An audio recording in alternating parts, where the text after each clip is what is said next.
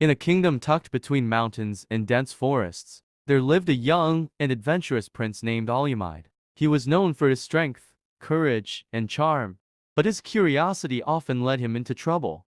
One night, as he traveled alone under the guise of a simple trader, he was attacked by bandits in the thick of the forest.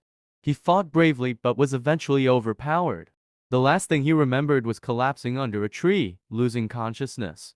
When he awoke, he found himself in a small, dimly lit hut, his wounds freshly bandaged. Standing over him was a young woman, whose face was hidden by shadows and a scarf. Her eyes held an air of mystery, but also a kindness that calmed his nerves. She introduced herself simply as Dara, refusing to share more about her past or her reasons for saving him. As he recovered, they spent hours talking. Dara seemed wise beyond her years, and her knowledge of the forest was unmatched. Alumide found himself drawn to her strength, her quiet grace, and her clever mind. But there was something in her gaze, a heaviness, as if she carried secrets too large for anyone to know. One evening, as Alumide regained his strength, Dara left the hut, warning him to stay inside. But curiosity got the better of him, and he followed her, keeping a careful distance. To his shock, he saw her meeting with a group of people in a hidden clearing. They whispered urgently, and he overheard words that sent a chill through him: the prince, ransom, and throne. Alumide realized she was involved in something dangerous. He felt torn. He didn't want to believe she meant him harm, but he also couldn't ignore what he had heard. The following day, Alumide questioned Dara about her past. She hesitated, then finally shared a piece of her story. She told him she had once been part of a noble family that had fallen from grace, leaving her with nothing. The people he had seen were outcasts and exiles, who believed they could take revenge on the royal family that had wronged them. Though Dara admitted knowing them, she swore she had no intention of harming him.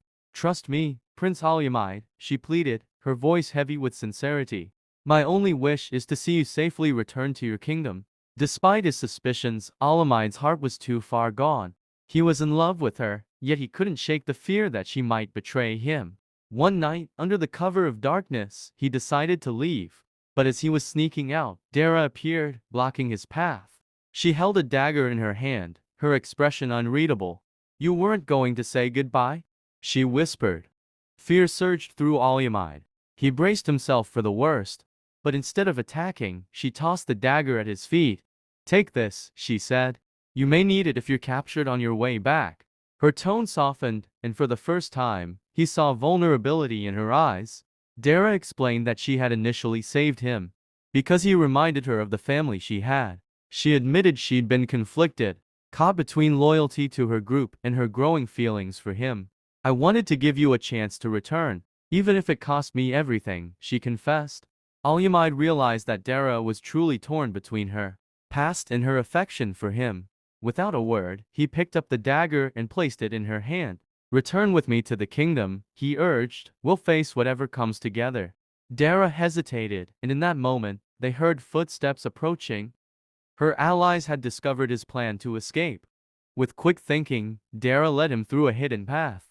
They ran, dodging trees and leaping over roots as they raced through the forest. Behind them, shouts and footsteps grew louder. Just as they neared the kingdom's border, Dara stumbled, her ankle twisting painfully.